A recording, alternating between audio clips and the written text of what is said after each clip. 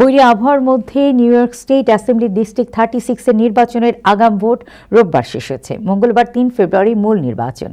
এদিকে নির্বাচনে প্রতিদ্বন্দ্বিতাকারী Bangladeshi American Mary জোবাইদার ভলান্টিয়ারদের প্রস্তুতিও সম্পন্ন। অপরদিকে বৈরী আবহাওয়া জরুরি অবস্থা ঘোষণার কারণে রোববার ও সোমবার দুদিন বন্ধ থাকার পর মঙ্গলবার পুনরায় আগাম ভোট শুরু হয়ে রোববার শেষ হয়েছে। সোমবার বিরতির পর মঙ্গলবার নির্বাচন অনুষ্ঠিত হবে।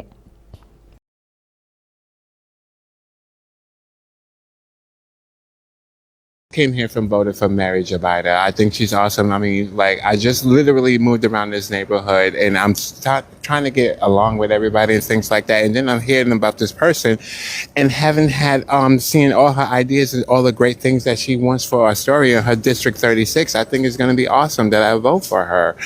She wants affordable housing. Please vote for Mary. She will help you out. It's expensive in New York.